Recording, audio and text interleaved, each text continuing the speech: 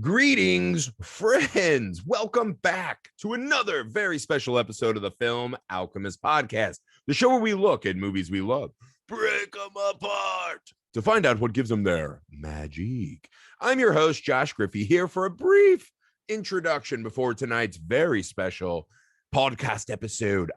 You're going to want to hang around for this one. It's a don't miss. But before that, before all the fun and games, the devilry begins, a little business, guys.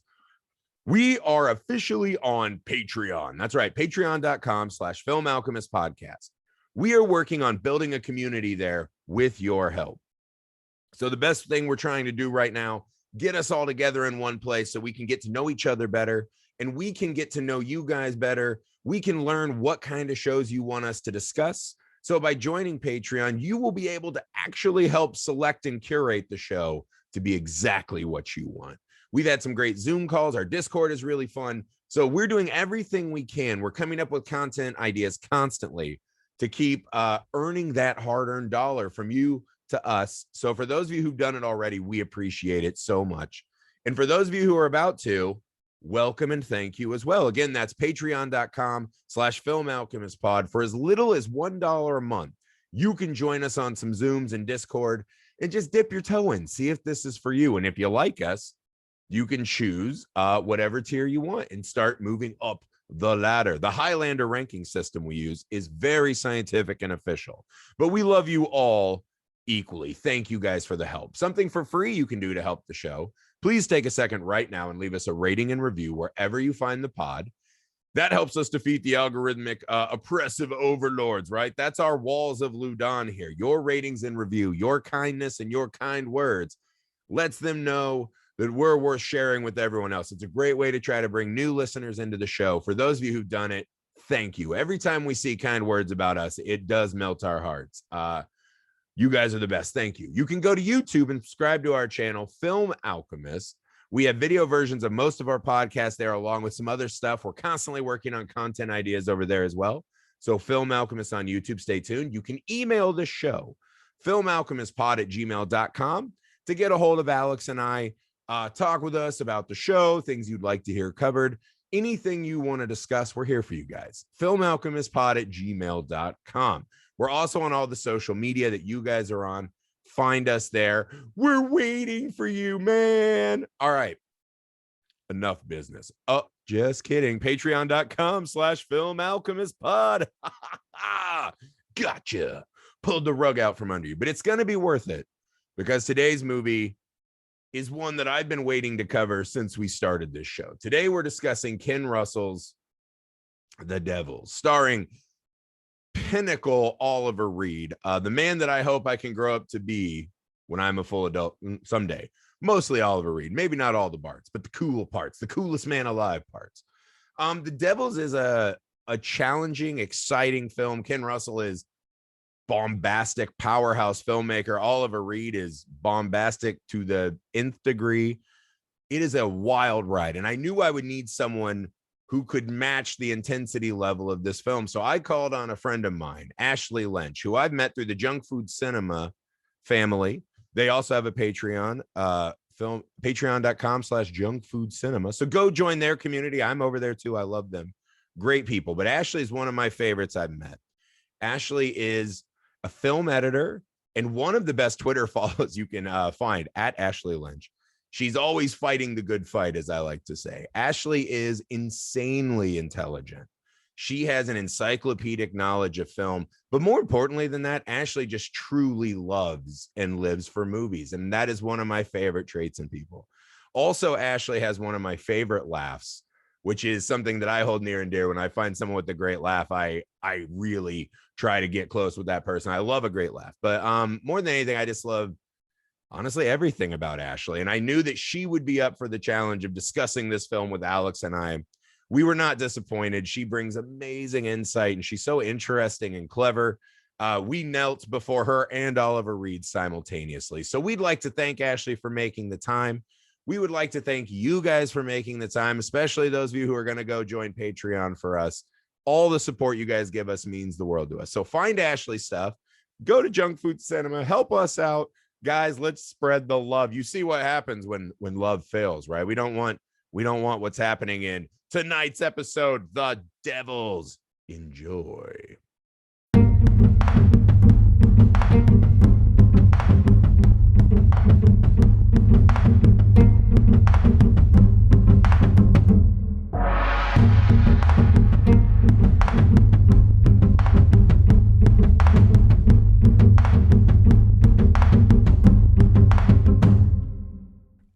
Guys, we are fortunate enough to be joined tonight by our friend Ashley Lynch. Welcome to the show. Awesome. Glad to be here, guys. All right, Ashley, before we dive into this absolutely fucking batshit movie, would you like to tell the people a brief introduction, who you are, where they can find you online, anything you want to plug? Sure thing. My name is Ashley Lynch. I'm an editor in film and TV.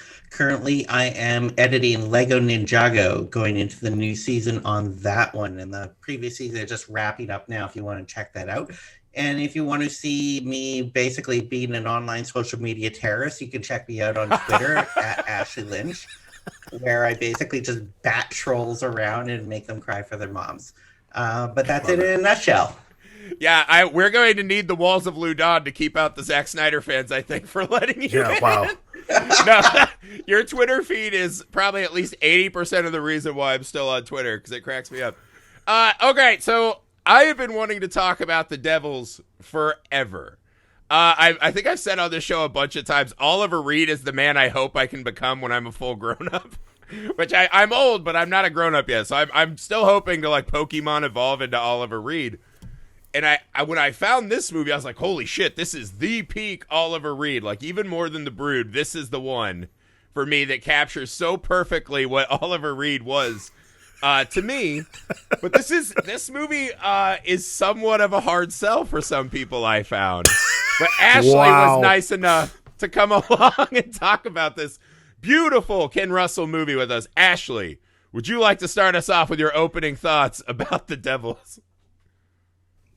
You know, I'm game for anything. You said, hey, Ashley, you want to do The Devils? I'm like, sure. I didn't know much about the movie. I knew it was on Shudder. I knew it was sort of like a big deal in cinema history, a Ken Russell film. It's like, okay, I'll wade into that. And I had no idea what I was prepared for. And let me just say, I am a changed person as a result. The vote's still out on whether or not that's a good thing or not, but it was a hell of an experience, and it's something that's going to haunt me forever. I can tell you that. For the short synopsis of it is basically medieval ages. Essentially, I can't remember the exact year. It's like 1600 or something like that. There's this small French town, battlement town. Where a Catholic priest, played by Oliver Reed, is basically like, in lieu of an actual leader, is the de facto leader that is holding this town together, which many political rivals want to just demolish the town and build a road through it, and he's the thing holding it together. And he basically becomes the subject of a Catholic witch hunt trial. After he is accused by a young hunchback nun of basically consorting with the devil and invading her dreams because she has masturbatory fantasies about him. I mean, don't we all? I mean, who doesn't? Yeah, exactly. Well, and I mean, it's like you said, this is peak Oliver Reed. Peak Oliver Reed. But you have the ladies at the start. So, like, the nunnery is in an absolute tizzy because this beautiful new preacher's in town. And so they're all looking, and you even see the ladies outside. So, like, the convent's all riled up. And they're like, what? It's Jesus stuff. What? But they're all riled. So the hunchback lady, like, slithers into, like, a ground room, like, on the floor, like, close to the dirt to see him. And you hear these ladies outside say, now there's a man worth going to hell for. And that kind of sets the tone of this entire movie. I mean, it's the whole movie right there. So, Alex, walk me through your initial impressions of Oliver Reed, man. My God, dude. Father Granger. My goodness. That man could get it, as far as I'm concerned. Until he shaved, yuck. Yeah. until he's gone altered states, that man can get it for sure. I'm a big fan of Oliver Reed as well. I'm not looking to avatar him, but I'm going to tell you right now, if I can get to a place in my life where I can get out of bed and nag my wife while maliciously licking and like waxing my mustache, my goodness, that will be like, we're just sitting there. Yes, nice try. Just nonstop playing with that mustache. That scene right there, like up until that point, I was like, this movie's weird. Like, I'm not really sure this is going to be my cup of tea. And then that scene happened, and I'm like, why am I so drawn in? Is it just because he's just constantly fixing that stash, just like twiddling it and doing all kinds of shit while simultaneously telling this woman, just like, yes. I mean, yeah. No, that's the trick, right? Because the twirling of the mustache is such a sinisterly small thing, right? It's like, oh, this guy's pretty proud of himself. Yeah, you know, okay, very impressed with his libido in this one. one. But the fact is just that he fucks this guy's daughter who he's supposed to be giving sweaty Latin lessons to. And then he's just like, whoops. And he's like, I thought we were so perfectly spiritually bonded that we couldn't get pregnant. Which I was like, that's a pretty good excuse. I've never heard that one. I love how he like also hardcore blames her for her own problems. Like, listen, well, no, I'm sorry that my animal magnetism's your problem. Yeah, he says, this is the suffering you have to bear. Religious leader. Yeah, I mean, and this is the thing, too, Ashley, because this movie starts essentially with like one of these like mermaid erotica shows. Right? So the whole movie is setting up this weird, you can't really trust anyone's status in life, right? So it's a weird place to start with a priest in the movie that's your main character. Just, oh, this guy's just throwing bones around. He's getting the nuns all wily. And, you know, he just doesn't seem to give a fuck. It's very much that Ken Russell thing where it's all got like that sort of Baroque sensibility to it, where everyone is extra lusty, everyone is extra flirty, everyone is pantomiming and gesticulating wildly because it is all a large theatrical production.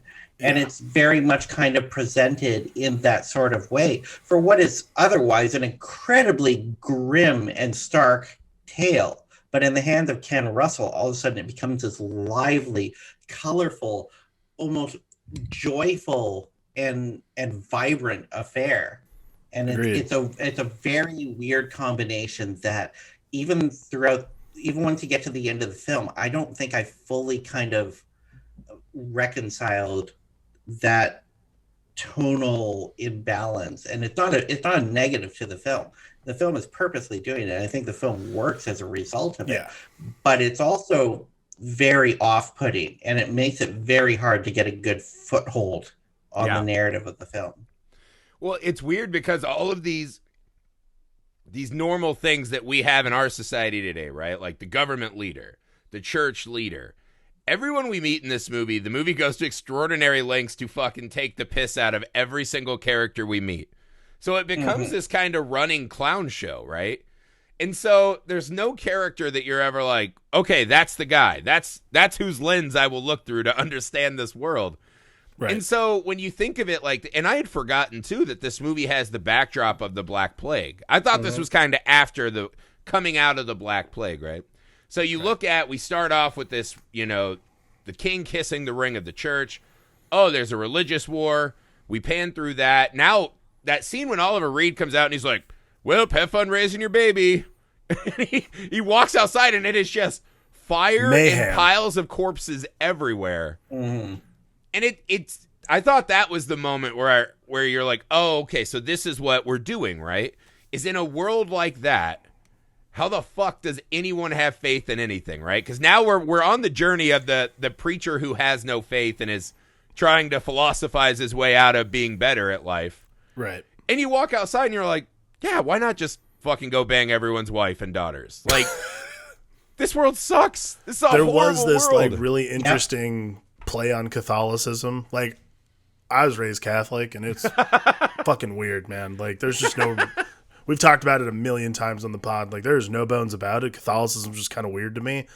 But like, this is probably like I think this is honestly like the most honest anyone's ever gotten about what it actually is to be Catholic, which is like, listen, if you have sex, you're very bad, but I mean, have sex anyways. What are they going to do? Like, kill you? Like, it's not that big a deal. And, like, Oliver Reed sets this tone the entire time. Like, just constantly, like, not only having sex is the first time we see him is literally post-coital. But then, like, nonstop. Honestly, that scene where he's, like, giving the confession to the woman that he just had sex with, and he's like, listen, it's not my problem, it's yours. Move on. Get out of here. It's that kind of stuff. And I don't know if you guys picked this up, but have you guys ever seen a performance from Nicholas Roeg with like Mick Jagger? No. Like this had like heavy performance vibes for me. Like it's super almost dreamy. There's a lot of weird like crazy camera angles. And then also just a lot of moving camera. Like a lot of moving camera. Yeah. And this is not like the set is so big, like it's so vast and so intense and like stark. It's really fascinating to me, like how much the camera moves. Because, I mean, I feel like in the hands of any other filmmaker, they're going to celebrate this production design and spend all this time with like these big wide open shots. And we spend so much time in the close up, like scaring the shit out of you. Like that scene where they're trying to help the lady who the mother of the woman who ends up marrying Oliver Reed, like where she's like, does she have the plague? She has, or is she plague, just sick? Yeah. Like, yeah, so she's like plagued out, and then the weird like botany people are in there trying to help her out. But that scene too, I'm just like, this is very feverish, like oddly so. And in like in the hands of anybody other than Ken Russell, it feels like such a weird. It would be such this like you were saying, actually, like really grim and kind of like stark moment. But yeah, because it's Ken Russell, it's this fucking fever dream with like fake alligators and all kinds of shit. That is one of my favorite. That scene. Go ahead, Ashley. Especially that scene, it feels like there's like a comedic tone to it as well. Oh, totally. Like with the two quote unquote doctors, they're basically just like applying leeches and having this woman lay on an alligator, thinking that might help cure the plague. It's just like they're just throwing whatever they can think of at it to like placate their own kind of devious sort of like experimentation. But these two guys have a kind of comedic back and forth, almost like gesture-like quality to them that made me really think of like Rosencrantz and Guildenstern. It's like has that kind of like large stage sensibility. And those two characters, they basically play like comedic counterpoints of like malevolent side characters throughout the entire film. Yeah, well, that scene, not only so there's a lot of stuff going on in that scene that I love, but to add to the kind of like surrealism of it, it's probably the greatest power move in the history of cinema, which is some guy's like, priest, you fucked my daughter. And he's like, yeah, so what? And he sword fights him with a crocodile. Yeah. And I was like, that was amazing. I mean, oh my God. If the movie ended right there, you're like, yeah, that's absolutely worth all the admission I pay. Because he's like, fuck you. He beats him with the crocodile and just fucking walks off laughing. And he's like, have fun with your now fucking defiled daughter. But that scene, before they get to the fucking awesome crocodile fight, that scene is it's the delayed saves the cat moment, right? Mm-hmm. Where in that moment, we've seen this guy tell this woman who he claims, he is very poetic about, we had love, we were a bonded spirit. Being kind of a sack of shit, right? But in that moment, walking through this land of plague, right? You're like, oh, so now we're in this, man who doesn't care, right? Right. In that scene, they really pull in tight on a really sweaty Oliver Reed, and it's almost the money changer thing, right? He actually is trying to give this woman some kind of relief at the end of her life. And he actually seems like he cares about the suffering of her. So I think that's the extra level, because you could just do, like we see this a lot with Nicolas Cage, where they're like, you're good at that one thing that gets memed, do that to 11. And Oliver Reed in this movie could have been that, right? Like if you made this movie today, it would have to be Nicolas Cage almost. But that's the thing. They gave him these moments of actual humanity tucked in there. I think you touched on it earlier too when you're talking about how like it's such a shitty world. It's like, why not go out banging everyone? And the way this film presents basically systems of power is that there is no such thing as uncorrupted power. Even Oliver Reed, Totally. like, he's using his station in life to get laid at the beginning of the film. And the only thing that's different about him, the only thing that elevates him as a person in the film, is the fact that he does genuinely care about the people in the town and wants to help them, wants to serve them, wants the town to thrive. And he's the only one who's, actually doing that. But all throughout the film, it's like, whether it's the church, whether it's politicians, whether it's the king, whether it's people in the clergy, it's like, these are all people who are using their power to get more power. Yeah. And everyone is corrupted. Absolutely. There are no pure people in this, especially in a film that is dealing specifically with people who have, especially the nuns, have physically enclosed themselves to try to maintain purity, and find out that that's impossible. Yeah, for sure. No, I think the social commentary on, so I was saying earlier, like the social commentary on Catholicism and just like God-fearing people in general is very, very fascinating, but also like staggeringly true. Like there's just so much like the power corruption is so terrifying. Like even in a movie like this that is like almost slapsticky with it. Like it's almost just like Griffey, like that fucking scene where that alligator versus sword fight is the fucking movie. Like any other person making this movie, it borders on slapstick. Like it's a fucking Benny Hill sketch. And yet it is like an emotional corner piece. She's like, wow, this guy doesn't give a shit. He will fuck anything that moves and just be like, God, move on. Like, that's it.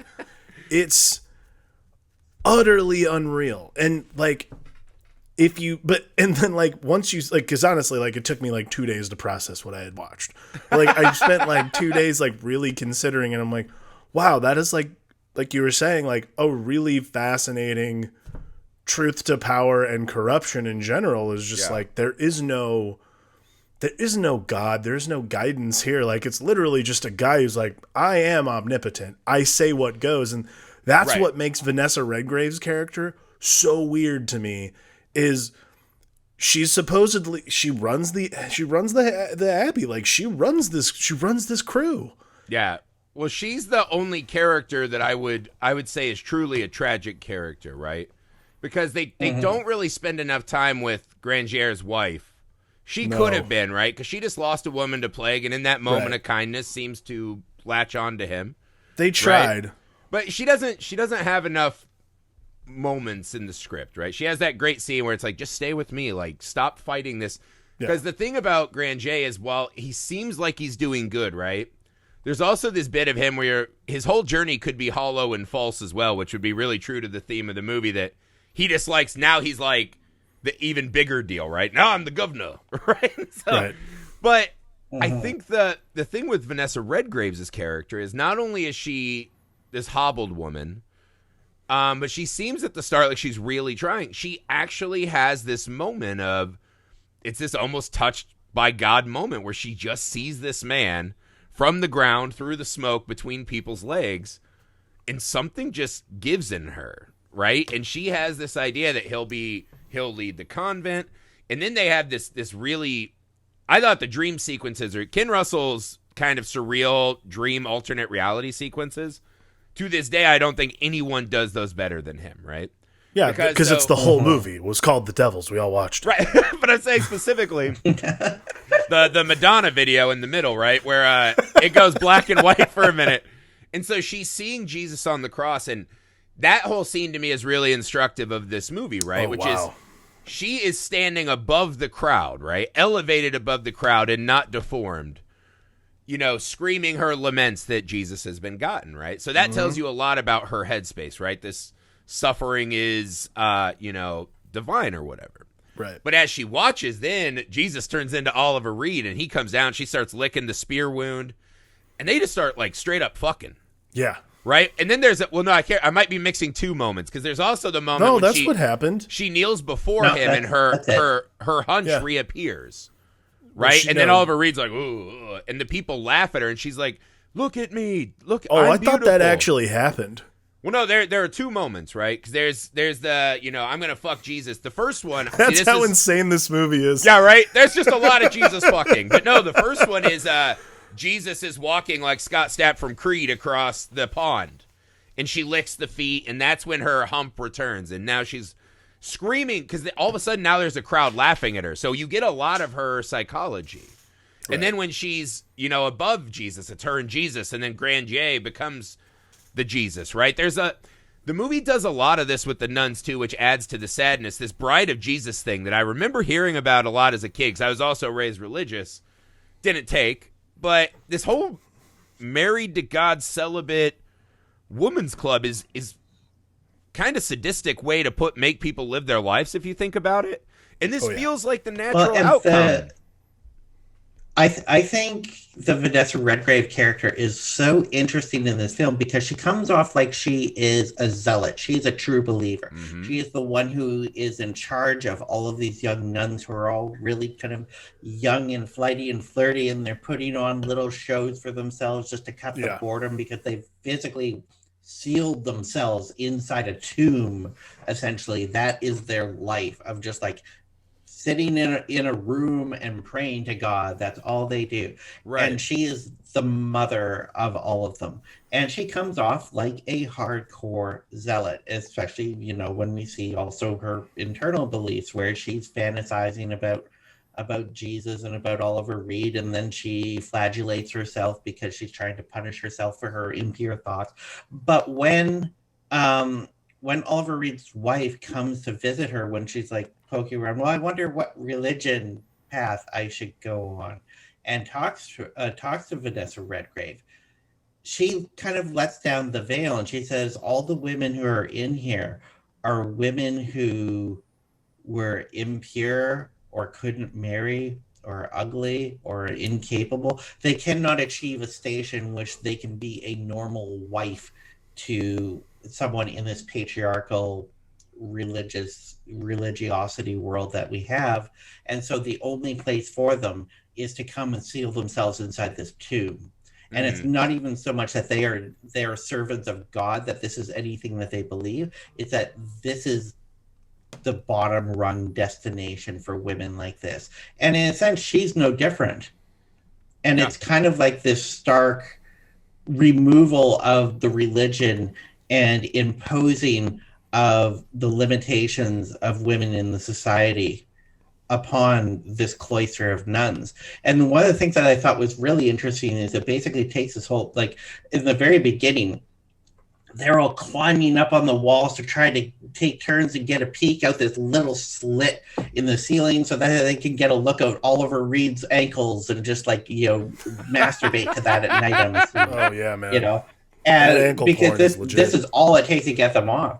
And it turns into, it almost ends up being like a prophetic reverse incel analogy, because it's all these women who have sexually removed themselves from society because they are undesirable to men, and now they punish themselves for basically the lust that they have for other men and blame the men for it.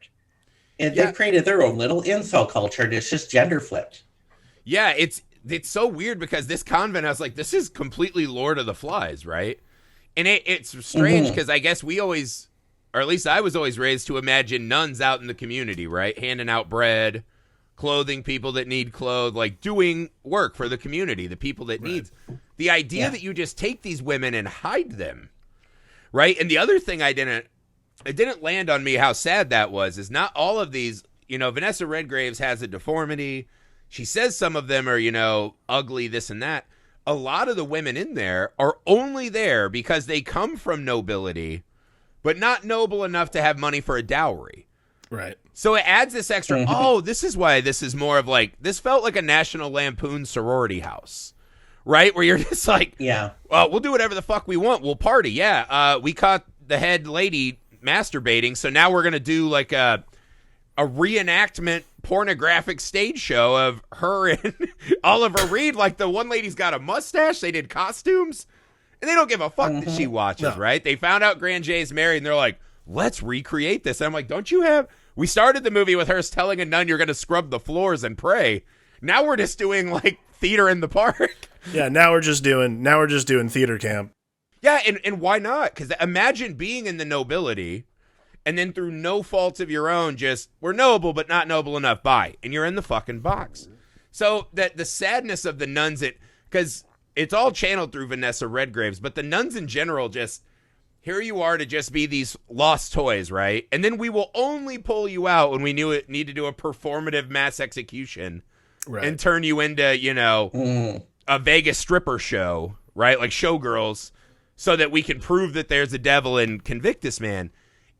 They're almost more sad. We have to put the tragedy on them because they're not even given a character. Right. They are just these puppets for this ruse, and it's fucking horrible, man. It's a strange thing. It creates what is the big turn that gets the film really going. It's like Ken Russell isn't so much concerned with Catholicism. He's like, well, like in his view, in the film's view, Catholicism is just an avenue for politicians to get power, and people who are within the Catholic Church are just people acquiring power. That's all it is, and they're using religiosity to do that. But what he is interested in is saying that these women who have been sealed themselves away from society, as a result, have turned into a lusty pack of dogs because sexual repression is the enemy in this film. These women are doing everything to repress their sexuality and divorce themselves of it. And what they discover is that you simply cannot do that. All it takes is for Oliver Reed to walk by, and it explodes out of them, to the point where Vanessa Redgrave makes false allegations of, I saw Oliver Reed fornicating with the devil. Yeah. He's a witch. Yeah, he start a trial to that replacement priest. And her entire impetus for it is that, bring me Oliver Reed so I can face him with these accusations, because she just wants to get close to him. And she sets in motion this giant political maneuvering to take out this guy who has made enemies. Yeah, well, the hard part about that, too, is because she smacks up his new wife. When she's like, actually, you're kind of rude and I don't want to be locked in there. She's like, you fucking whore. Smacks her around, and you see the crushing defeat on her face. Like, that woman gets to run away back to Grand J. I'm stuck here. And they're like, hey, the spiritual boot camp leader's here. And she runs to him because she thinks he's going to be there, and she'll still see me, right? There's still time. And when she sees Father Bullcut, she's just fucking crushed, and she starts just like babbling. And that babbling is then taken by the little fucking worms, and they're like, aha, now we've got our roots. And I don't even think this was her plan, because the really extra fucking sad part of it is that when they press her on it, right, they go in and they're like, this is fucking absurd. Like, she just sounds like a scorned woman. And then, Father Warhol's like, oh, let me put on my fucking Jesus gloves and, I'll get it out of her. The guy who looks like a Dahmer, right? And he's like, Father Dahmer's like, I'll go over there and handle this. Well, next thing you know, he's got the fake sign. Really hip fucking sunglasses he's wearing. Yes, and he's got the sleeveless My Father shirt. Dahmer is looking real sharp in this one. Yeah, he that felt like a weirder casting than Jennifer Aniston and Rockstar. For those of you who've been listening. Well, like when he shows up, when he strolls in, first off, it's done in this like amazing presentational way. Like, I fucking love his entrance, because it's literally like a catwalk vibe. Like, that's like that is what I felt. He walks in and he just starts going, the Lord. Like, it almost is Southern priesty. You're like, dude, what is going on? Yeah. Like, because they've been talking about this guy. That was my favorite part. It's like the talk up of this dude. Like, oh man, he is like super Jesus guy. Like, you don't even know. And he shows up, and he looks like Jeffrey Dahmer and David Bowie had a kid, but that kid grew up to look just like Jeffrey Dahmer, but have all the sensibilities of He looks like a guy who has a YouTube channel to tell you what is and isn't canon in Star Wars. Yes, that guy for sure. And with his costuming and his presentation and his theatricality when he enters, it broadcasts right off the bat. You have absolutely no illusions. This is a guy who is playing a part. He is not a believer. Absolutely. At no point do you even question whether or not he has any religious sincerity, because you're told from the get-go he does not. Yeah, he's a fucking rock star. Like, he looks like a rock star. Like, he looks like a guy who would be on stage, like, singing, like, with Judas Priest, almost. Like, it is, like, this weird thing. And to that point, though, of how comical and stage performer he looks, that makes him one of the scarier characters in the film. Totally. Because you're like, this guy's he just likes walking around in a costume, essentially. Right. And that's one of the great moments is when the, fucking Curly, the guy who looks like Garfunkel or whatever, who's like, hey, I'm here to tear down the walls. And he's like, this is fucking crazy. It's not working. And he goes, oh, I'll make it work. And him and the scientists go to work on Vanessa Redgraves, and it is horrifying. And the fact that he's just like got her in a stranglehold while they're pulling out these giant hot water syringes and whatever. And just the thought that you can do the things. And then later when we see him wedging Oliver Reed, and it's like, it's one of those things I think we all have in our minds, that the people who perform terrible acts like this, it has to, in a perverse way, this is going to sound horrible, but it really means something to them, right? There has to be like some kind of great cause. Because imagine inflicting that kind of damage with no fucking code behind it. Oh, there's absolutely some form of whatever sort of gratification you want to assign to it. Like, there is but more than anything, it is a personal lust for power. I mean, it's power. Like, it's a lust for personal power. Like, the power you have over someone, of whether or not they can walk, whether or not they can actually do the things that they like to function as a human being. To have the power over that is seductive and dangerous and terrifying. And all of these people, all of these men have fallen not victim, but fallen slave to that sort of mentality before the movie even begins. So when they show up, it's all bets are off. It's terrifying. I don't know. There's one scene, by the way, when they're all conspiring against Oliver Reed, and they all like come into close up, and then they cut to a wide of it, and they're all literally like standing like that football huddle shot. Yeah.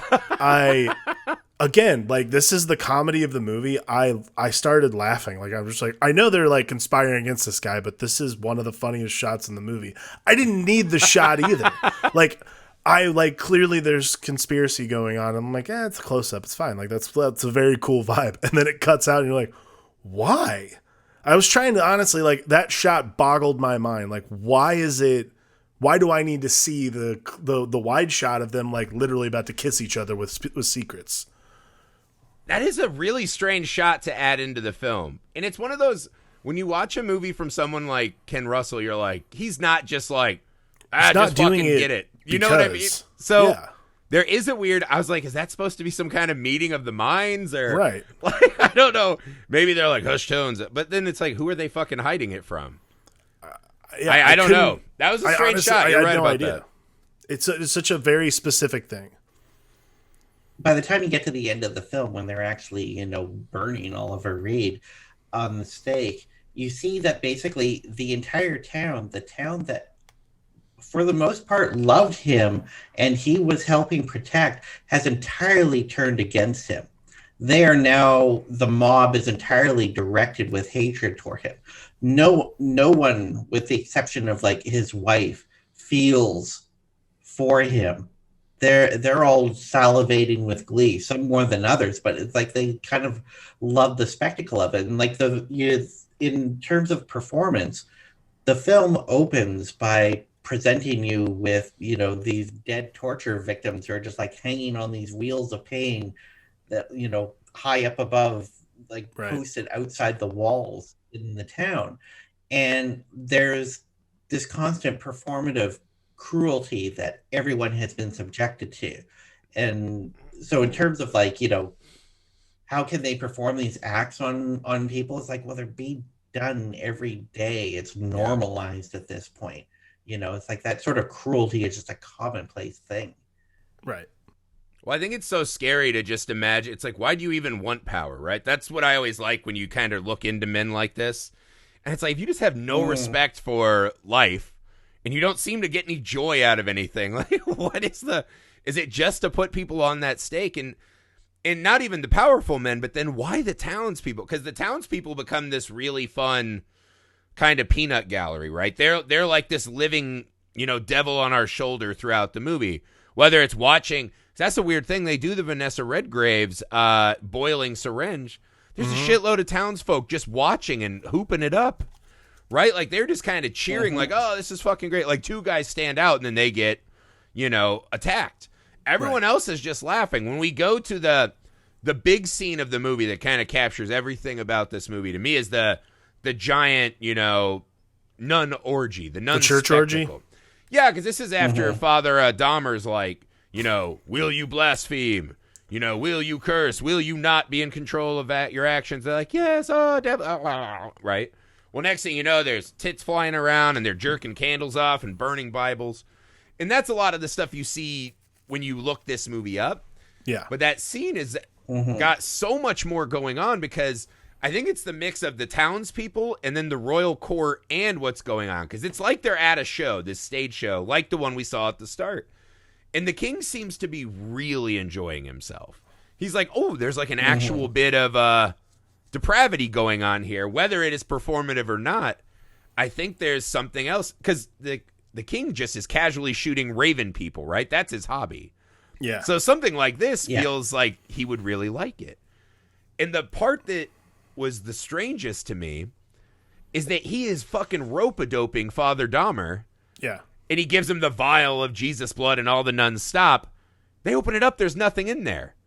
And he's just like, what ruse are you playing? Bye. And like, just gets carried out of the scene.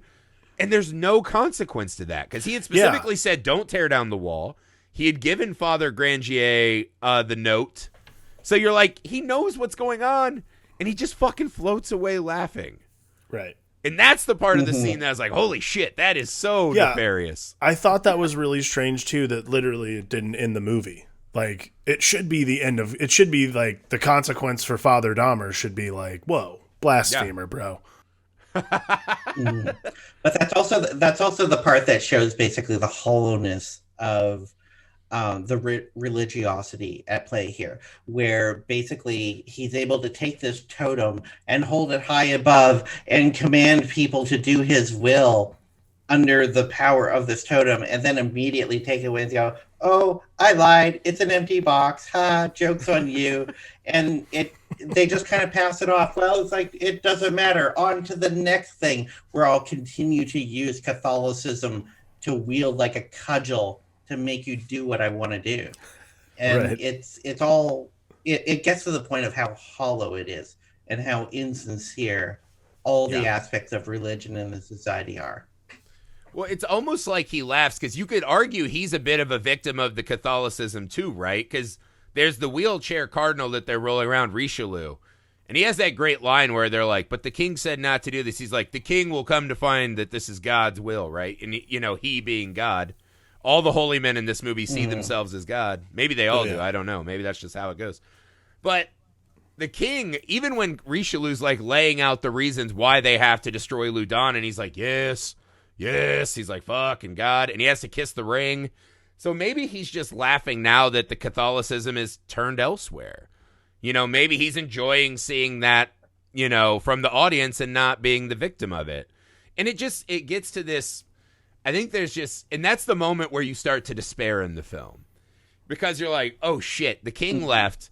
And then we just come back and we're just doubling down on tortures. Yeah. Right? Because now Vanessa Redgraves is chained up and they're still going at her twice as hard. The nuns are still dancing around naked. And you have this moment where you're, wait, what happened? I thought we uncovered the ruse. Like, we're going to go back. It's going to be fine. Oh, God. There it is, doubling down, and Oliver Reed comes in and does his fucking fiery, like, you have perverted the church. I forgive these women, blah, blah, blah. He says all of these, powerful priestly things, and then they just go, get him! And you're like, oh, God, God. And it's interesting, so you bring that up, like, Oliver Reed storming in there saying, like, you have perverted the church reminded me a lot of, this is because I went to church, Reminded me a lot of when Jesus went into the church after everyone in the town had used it as a marketplace. The money changers, yeah. It felt very similar to that moment in the Bible, and I was like, this is interesting because obviously in the Bible it's Jesus Christ. You don't, but like this is like the perversion of that moment itself. They're like, nice try, you are fucking done, sir. Like they take him down. Like it's this fascinating inverse of the Bible itself, which is the movie in a nutshell. Like it is and it's the crossbow guys, right? So they're the guys that had his back and were ready to start firing to save the walls, right? And said, "Good job, Father. Only you could do it." Now, I don't know the time delineation in this movie. Who knows, right? But not long in the future, then like, all right, you're obviously a fucking a Satan charlatan, fucker, yeah. You know, and they're like gonna take him out, and you have that just utter moment of it didn't even matter. Everyone knows what this is. And once you find that out, it all becomes worse because then you're like, oh, fuck, so why are they still doing this to the nuns? Why do they never release the nuns? They don't need anything after that first moment. They don't need anything after the king calls it out for sure. Like, why are they still torturing? It's power, man. Like, it's pure power. There's this that's the sadistic streak to me. Like, see, that's more than power. That's something else because they already have the power. The moment he steps foot in that town, he's fucking done. They already have their Ku Klux Klan fucking trial or whatever. Those judges are bought under those hoods and robes. So there's no reason to keep this fucking charade going. And I don't really know what I made of that, but it just was. That's the moment where I really sank the lowest. I think it's for what happens. I think it's for what happens past the story, if you can imagine that far. Because like I think you got at it earlier when you're saying like who would even want power in this type of system or this type of world, and I had that sense too. Like halfway through the movie, it's like, oh my god, who would ever want to have power? Because all that's doing is pinning a fucking target on your back. Right. You know, the entire time, like they come after Oliver Reed, and the entire time that they're like torturing him and whatnot. I'm thinking of, you know, witch hunter father, you know, the witch hunter mod dude, Father Dahmer, yeah, Father Dahmer, yeah, Father Dahmer. I'm thinking about him. It's like, you know, you're really getting off on wielding this power, but how long before this power comes after you? Right. You're not going to be able to keep up this song and dance forever, and one day there's going to be some dude who's just like you who comes gunning for you, and you're going to find yourself being the one who's tied to a stake and burned alive. And he can't see that far. And I think he's hoping that, like, well, maybe if I can smartly wield this power, I can preserve and save myself from being subject to that. And that's why people want power. So, like, self-preservation, in a sense, because then maybe they will be spared from the other systems of power. Yeah. But it also makes you a convenient target for people who want to take more power for themselves. Oh, so man, that moment with yeah, for sure. Well, the moment with Father Dahmer, because there's probably 5 to 10 of these shots where the nuns are like clawing at him, right? Yeah. And you're like, if this is a zombie movie, he's guts. Like, they're gonna rip him open, and they never do. And it's almost this like lustful. He's liking it. It kind of shows you the sad state of these nuns, where there's probably a part of them that's like, fuck, I want to kill this guy, but they can't. Right? They can't even in their mind imagine going after this guy. Right. But the scene in the woods after he cuts the ropes and he's like, now you're my fucking orgy puppets. And the women all gather and start kind of clawing at him. He looks right at the government stooge, right? Garfunkel. Yeah. And this fucking smile unfurls on his face. Like, this is really fucking fun and I'm enjoying this. And it just kind of fucking rips your heart out because you're like, this fucking little piece of shit.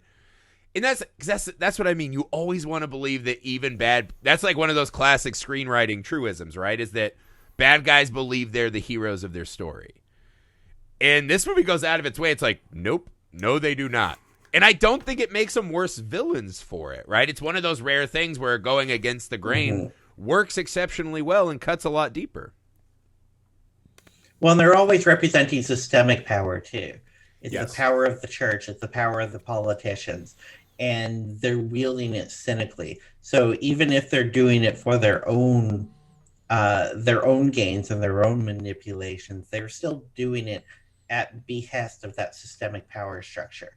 Yes, and so totally. ultimately, that's what they're always representing. Yeah, I think that's probably the thing that, yes, I would kind of everybody in this movie, yes, is a villain, but they all, mainly the men are all fucking scumbags. But every priest in this movie, any religious person in this movie, thinks they're doing the right thing for themselves. Like, I think that's like the most important thing about what the movie's saying about Catholicism in general, which is that this is a selfish religion. And that is truly, like, to me, like, my takeaway from the devils in general is just the selfishness of man is so profound that they would use this thing that is supposed to be otherworldly good to inflict pain, pestilence, seize power, like all the things you're not supposed to use religion for is what this movie is what they're doing in this movie. And for me, that's one of the most profound things about it, is like every single person in any sort of position of power within the religious model is so out of their depth, beyond comprehension, not even considering the altruism of the situation, like doing the right thing. Even the nuns, in a lot of ways, like most of the nuns also are like, I'm not really interested. Like, I agree with Griffey. Like the conceit of a nun for me is also like someone out in the community. The nuns that we had when I was in middle school and high school, they were part of the community. They were always They're like helping. super grandmas. You're like, they will always be there when someone needs them. It's bizarre. And you revere them. Right. No, it's bizarre because it's essentially these nuns in this movie are there to keep the fear of religion intact almost. I think they're almost scarecrows, right? Yes, that's a great way to put it. Better fucking watch out, right? Like, this could be you. But I think that's what you get at is not even it's not the power of the church. I think what happens with a lot of religions, right? Because I think it's inherent in all of us to want to have a code of goodness. And we always hope that people follow with it.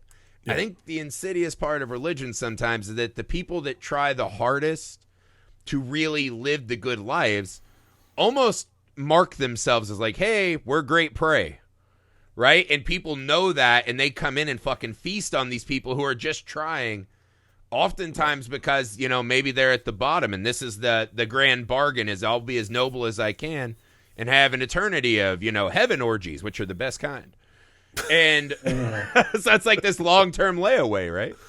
And once you mark yourself as that, and your goodness becomes this fucking, it's like blood in the water for these fucking more evil bastards, right? Because you see, Grudon just spouting fucking religious platitudes and this and that, and, the nuns know some platitude, and I think that's the saddest part. And then you see this grand fucking, religious Ku Klux Klan trial, whatever the fuck that was, where he's trying to be like, call me guilty of a man, call me the world's worst sinner, but I could never be the devil's boy.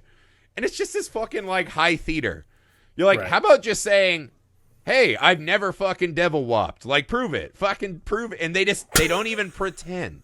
And so to Ashley's point, when you get to that ending where the whole city is just fucking having like a Mardi Gras because this guy's going to get burned fucking alive. Yeah. I don't know. It makes me a little sad that there's no kind of acknowledgement that there are probably some people in that town that want to be good. It turns us into this fucking feral mob. And it's sad, man. That ending is sad. Obviously. It ends with a man dying. It's a very nihilistic ending, because you're right. Yeah. There isn't, like, the best bit of repentance we have at the end of the film is that the executioner promises that he will strangle Oliver Reed and that it will be quick. Yeah. And because of the bloodthirstiness and pettiness of Father Dahmer, it's like he sets fire to the stake, and the executioner, he's shouting, he's very sorry he can't get in there past the flames to strangle him. Yeah. And he's like very angry that his promise got reneged on, because he's, as despite being an executioner, he's obviously an honorable guy. And he's upset that he can no longer keep his word. Right. And that is the closest we get to any sense of repentance at the end of the film. And all the townspeople, like you said, it's a Mardi Gras. It's like it's a party atmosphere. They're drinking and laughing and living it up. And to them, this is just spectacle. They hold his own baby up. And they're like, watch your daddy burn. Yeah. It's like, what is happening? I mean, in a movie that shouldn't be able to shock you again, that one got me a little bit. I sat up and I was like, sir, like talking to my TV, like, have some class. What the fuck is wrong? You know, you're just like begging the TV. But that's the weird thing, because they try this ending where Oliver Reed's going to go out with dignity. And to me, it actually kind of torpedoed itself, right? Like, the ending didn't work for me in that metric. Not that it derails the film, but the whole, I want to look at myself in the mirror while I get my hair cut, right? That's letting me know where he's really at. And then his whole, I hope that that God will forgive you people, when he says it to the nuns. Because what they're trying to do is show you, in a world full of these fucking black liquid people, right, that just kind of roll across the place and destroy everything and are horrible and shifty, here is a man who's willing to stand, right? He will fucking go down with the ship. And at the end, he's even burning about, look at your city, look at your freedoms. But to me, that's such fucking horseshit. Yes. Because he has so false. It almost plays into his narcissism again. Yes. Because it's his last chance to say, I'm not going out like some little fucking punk, right? I'm going to stand here and I'll get the best of you one more time. Because he's not helping the city. We see at the end, as soon as he's up in flames, poof, the walls explode. And they're like, oh, gotcha. Don't look at the man behind the curtain. And she just walks in black and white over the wall down, as Ashley said, the fucking misery road in black and white. Yeah. So there is no honor or nobility to what he does, right? No. You could say, yes, he never bent and he held on to his truth. But does that matter at that point? But that's what it is. Like, it's a personal truth. His life, his trial, his execution is all ultimately meaningless. Absolutely meaningless. It just kind of happens. And there's absolutely nothing to be learned or gained from any of it. Yeah. It's just, well, sit with this, audience. Yeah, it's a real fucking... Because I would argue that this movie's actually super fun throughout a lot of it. Yes. It's very heavy, and people are as detestable as they can be, and we see a lot of wild, sacrilegious stuff, but it has this kind of... You know, we've been talking about this performative, like, Broadway punk rock kind of energy, where it's fun sacrilege, right? Like, I watch it and I'm like, oh, that's fucking cool. I wish I could have been in the theater to watch, like, my aunt freak out over this, right? Right. It feels safe and fun, even though it's extreme at times. And then all of a sudden they hit you with a real world heavy ending. You're like, this is the actual ending of this. Is that he's dead. They take his fucking femur to, the Vanessa Redgrave's character, and like, here's a souvenir. Also, be gone for all time. We don't need you guys anymore. Peace. And now all of a sudden the nuns don't matter again. They're back to nothing. Even worse than that, he's like, oh, the town's going to be demolished, and like you'll probably be in here when it's demolished. Right. Like she served her purpose. She offered up Oliver Reed as a sacrificial lamb and allowed them to raise the town, and now her job is done. To that point, I wanted to ask you a question, Ashley, specifically, because a moment that just fucking was awesome to me at the end here. So they're dragging Oliver Reed behind these bodos, and they stop at the nunnery, right? And Vanessa Redgraves looks at him, and she's like, I'd heard tales of your beauty, and now that I see it up close, I know it's true. Something to that, right? That's paraphrasing. And he kind of looks at her, and he's like, I hope God forgives you, again, paraphrasing. She looks at him for a moment, and we get the sense she tried to hang herself, right? We kind of brushed over that. She tries to kill herself. She tries to repent and say, I've given up an innocent man. And they're like, no, that's the devil talking. We're going to get to raping you. They rape her for trying to tell the truth. And in that moment, she looks at him, and she could have said something to, relieve the other nun. She could have said something to the crowd, and she goes back in on him.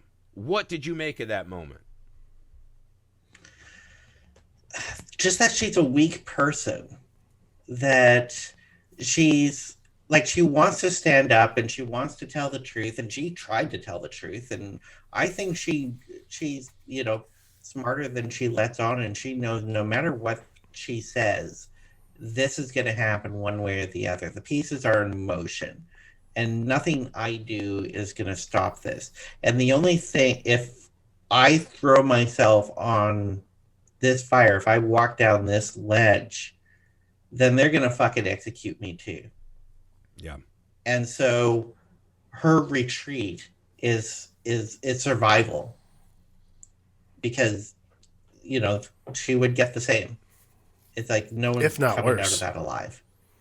Yeah, I mean, you could argue she had already suffered as much, if not more, right? And then it's because it felt strange. It's like if you were already willing to go confront your maker, right? To me, it has this very, well, I'm just going to live in this hell, right? I have to live with this now. I have to suffer. Mm-hmm. And it was just one more indignity, right? Like by the final scene where they throw her the bone and they're like, oh, now we're going to go exercise a 3-legged dog.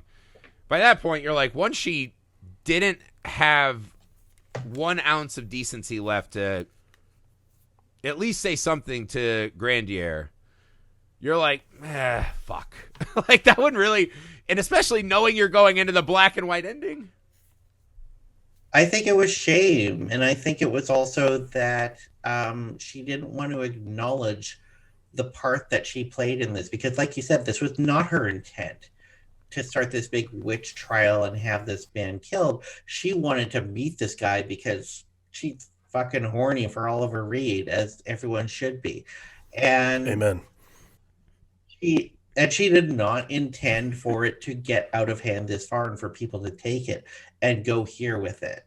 And to acknowledge that she was the instigator of it, that's deeply shameful. And I think on some level she wanted to pretend that she was innocent. Yeah, and I wonder if a part of her too at that point had been so stripped of any dignity that she had, right? Because once those scientists and Father Dahmer go to work on her, it's just one of those moments in a movie where you're like, Jesus fucking Christ. Yeah. Like, how does any normal person come back from that? So the shame of not only the lie, but then just the fucking suffering. And for a woman who, like you said, feels like this kind of true believer zealot, and again, I do kind of think she is, right? Because I think she is truly asking God for gifts and this and that. I think it's one of those kind of dirty secrets of religion is that we all think we're number one on God's list, right? There's God, and then there's me, and then there's the rest of these dirty peons behind me. And I think that's just how we all do, right? Yeah. And so I think it probably felt very much like an actual immediate punishment from the God that she claimed, was supposed to help her out and had already kind of done her wrong, but was going to give her this gift and then didn't. And she acted like a bad child and, suffering again. And so they had just so strip mined her by the end of the movie. It was just, that was one I was like, we could have done with one moment of decency, right? Like give this woman one moment to kind of match Grandier's, false standing tall. Right. I think that would have helped a lot if it were up to me. Well, I don't think they would have listened either, because like when it comes down to it, like let's face it, she's a woman. This is a uber patriarchal society. She has no value beyond her ability to implicate this man to give them power. And so nothing she says is going to make a difference. And she knows that too. She knows that her truth does not matter to anyone. The only person truth matters to is her God. Yeah, I mean, that's true. Yeah, that's true. But I was like, it's weird because, again, I don't think it gets Grandier anything. And it doesn't redeem him at all in my eyes that he's just like, well, at least I can go out like a cool dude. And I was like, I at least wanted that from her. I felt like she suffered a lot. And again, especially if you're not going to use his wife, I mean, I was like, just maybe one moment. One. It's bizarre. Alex, what'd you make of that? Same as you. I mean, there's just so much. God, there's just so much to unpack for me. Like in a lot of ways, I feel like you could almost do a podcast on like every 15-minute increment. Yeah, of this honestly, movie. like you could do an entire series on 15-minute increments in this movie, but like ultimately, yeah, I think I feel like Oliver Reed's character, like that whole thing at the end was so false. Like there's just something about that always bothered me. Like, let me ask you this then. Okay, and so by always you I just mean said after the last 2 days. Yeah, it kind of clicked a light bulb for me, right? Do you think that's a fuck you from her to him? When he does the, I hope God forgives you, and he's playing the pious man, do you think when she starts going, devil, that's a fuck you? Is that what she's doing? Absolutely. Like, this is like one of the... That kind of works for me, honestly. Well, that part works for me. But that's what I'm saying. Like, that is the part of me that is what makes him so insincere as like a man of God. Like, this has nothing to do with like going out like a G. I'm going to make sure that everyone knows that I am the most pious man that came through this town. Bullshit. Everything he says when he's being fucking piled on that pyre is literally like, fuck you, fuck you, fuck you. You're definitely not cool. Really, fuck you. He's just like you masturbated to me before. Wait until after this. Well, like the whole... There's that scene in... there's a great line. I can't believe I'm referencing this. The movie 300, when... Good Lord. When Leonidas says to Fiti, the hunchback one, he's like, I hope you live forever. Like, that was like, when he says that line, I'm like, Jesus Christ, there's way too much allegory here between those two scenes. Like, he's like some fucking self-righteous asshole saying it to another person with a deformity. Like, come on, man. Not Are you cool. saying that Vanessa Redgraves was telling them where the goat path was? No, we're not getting into any of that. But like, it's the exact same vibe. Like, it's literally like, I hope God forgives you. Like, I want you to go to heaven and live in blissful eternity knowing full well you totally sent a man to hell. Like, that could be the most damning thing to ever say to someone. Going to hell. I mean, assuming there was a hell, she's assuming there's a hell, obviously she's going to hell, but for him to be like, I want you go to hell. I want you to be blissful in the knowledge that you sent an innocent man to his death. Like, that to me is an ultimate fuck you, for sure. I think it's definitely backhanded because it's very much like, Absolutely. you know, I am of greater moral character than you because I'm in this situation and I'm here because I kept my principles. Right. And I'm here in this situation because you did not keep yours. And that is what he's saying when he's saying, like, I forgive you and hope you go to heaven, essentially, is like he maintains his superiority, and it's like the same thing when he's on the stake. It's like he's doing the "fuck you all, I'm out of here" sort of, shit. I'm going to heaven, you all are going to hell. Yeah, well, don't judge us nuns for having our orgy. That's what you were having orgies saying. Yeah, right. You were orgying too, Grandier. Chill out. Like, don't judge me, you fuck. All right, let's close it down. Ashley, final sales pitch. What did you love and will take away? It's a weird way to phrase it. What will be your takeaway from this movie? And if someone wanders up, what would you kind of sell them this movie as? What is your takeaway? Oh God. The best way I could sell this film to someone is to say this film will change you forever.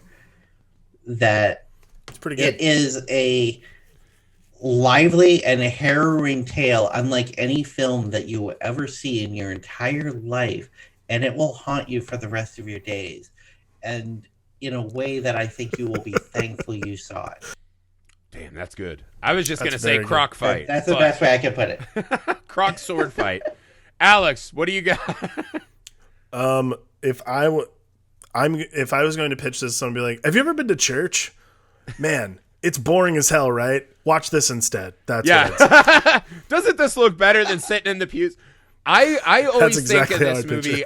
I try to hook people that I think will be repulsed by this, right? Ashley and I are in a film group right now for junk food cinema, right? And we do this mandatory film school.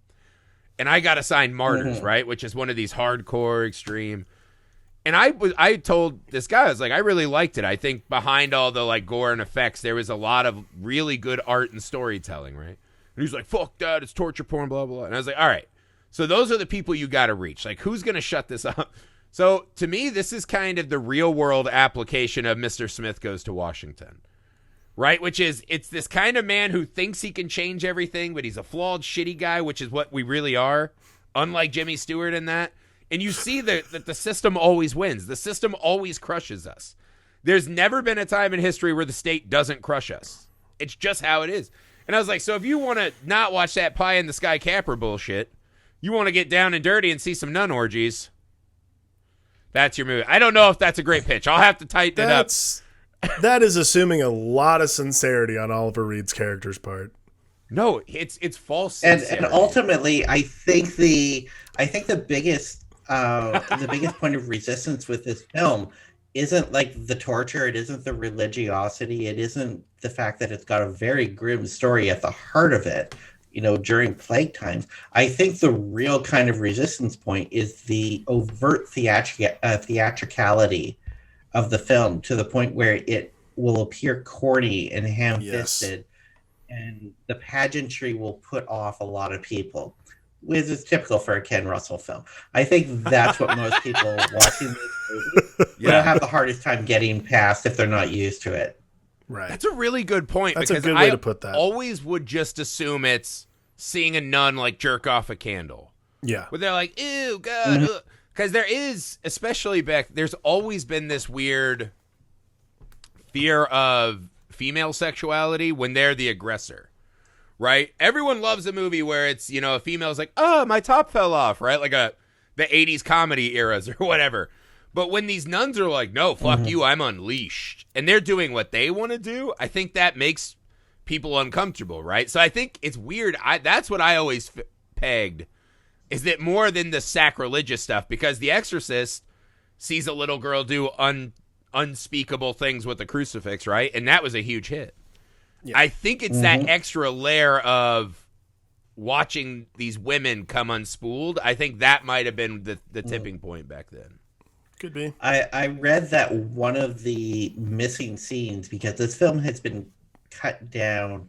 Yeah, what version? Sure this is the US version, but there's a bunch that's missing.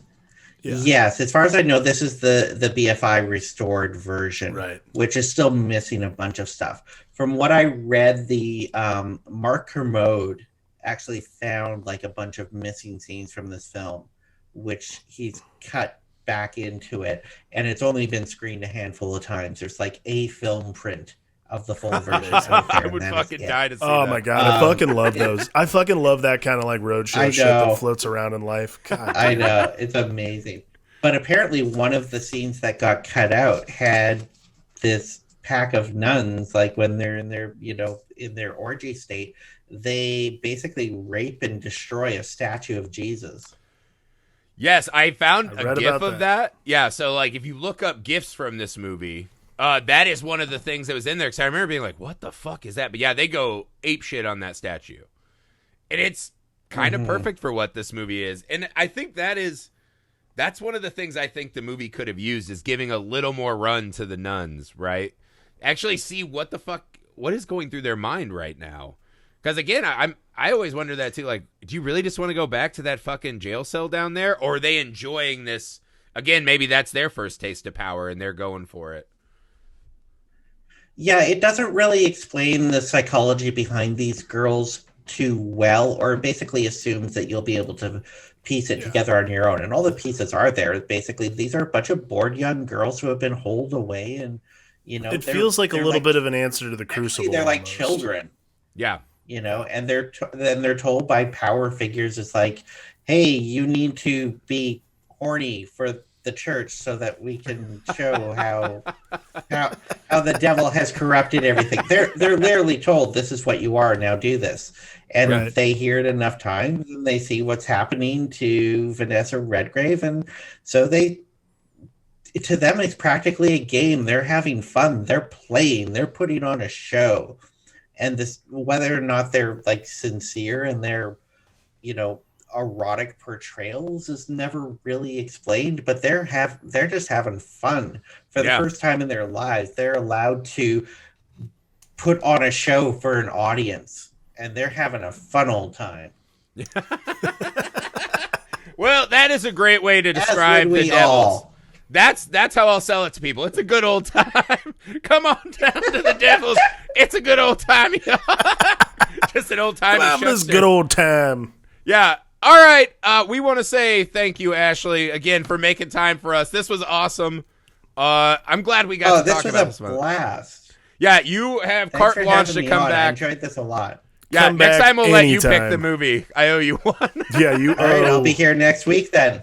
All right, hell yeah. So what film are we covering next week? Solo. No. But yeah, would you like to tell clean family film? This good old Christian fun. No, yeah. Would you like to tell everyone one more time where they can find you, Ashley? Yes, you can check me out on Twitter. My handle is @AshleyLynch. That's mostly where you can find me. Just doing my thing on there and entertaining people. Absolutely. All right. Always. Well, thank you so much for entertaining us tonight. That's it, guys. We'll see you next time. Bye. Bye.